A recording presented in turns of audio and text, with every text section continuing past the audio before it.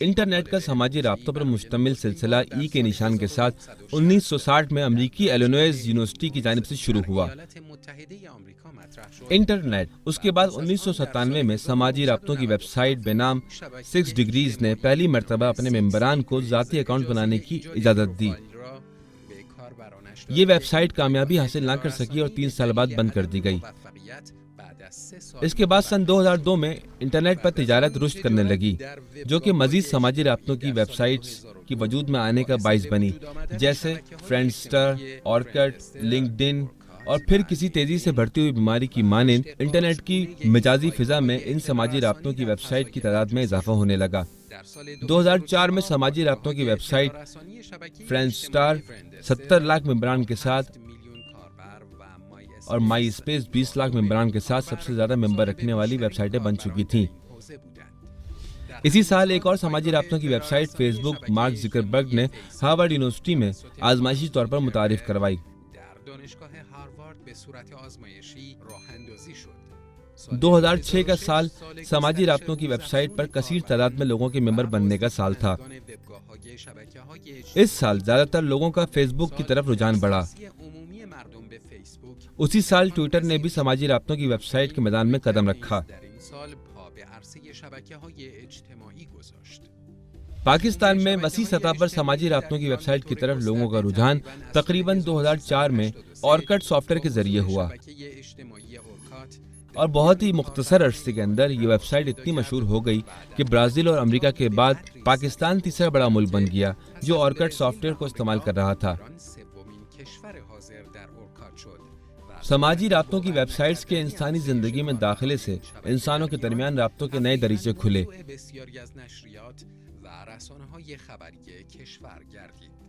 اجتماعات منعقد کرنا، ایک وقت میں بہت سے لوگوں کا آپس میں رابطہ کرنا، معلومات باہم پہنچانا،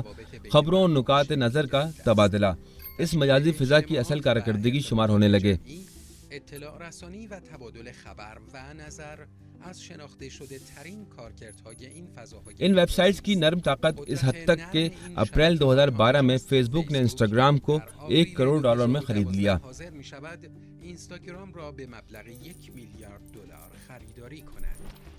فیس بک اپنے 1 کروڑ سے زائد ممبران اور انسٹاگرام اپنے 40 لاکھ ممبران اور ٹویٹر 30 لاکھ ممبران کے ساتھ اور دوسری سماجی رابطوں کی ویب سائٹس نے مل کر رابطوں کا ایک نیا انداز اپنایا، یہاں تک کہ لوگ ایک دوسرے کو دیکھے بغیر ایک دوسرے کے ساتھ رابطے میں آ گئے، نیز باہم ایک دوسرے کے معاملات پر اثر انداز ہونے لگے۔ ان سائٹس کے اثر انداز ہونے کا ایک اہم ترین وقت عام طور پر قومی سطح پر رونما ہونے والے بڑے واقعات ہیں، جیسے انتخابات میں کسی امیدوار کے حامیوں کی جانب سے طرفداری کی فضا بنانا،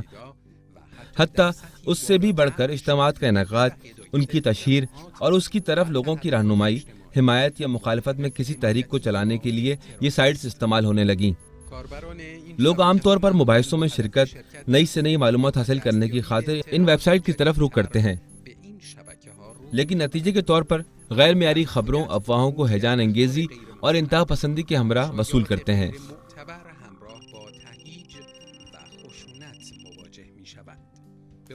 بطور مثال 2009 میں اگرچہ ٹویٹر اور فیس بک بین الاقوامی معلومات کا ذریعہ بن چکے تھے،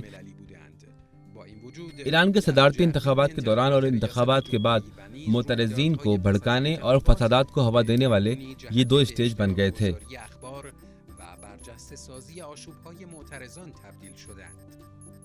ایران میں انتخابات کے بعد رونما ہونے والے حادثات میں ان سماجی رابطوں کی ویب سائٹس کا کردار اس قدر زیادہ تھا کہ امریکی وزیر خارجہ ہیلری کلنٹن اپنے 2 انٹرویوز میں ان سائٹس کے مدیروں سے درخواست کرتی ہے کہ ویب سائٹس کو بند نہ کریں اور اس کے بعض تعمیراتی اور فنی کام بعد میں انجام دیں۔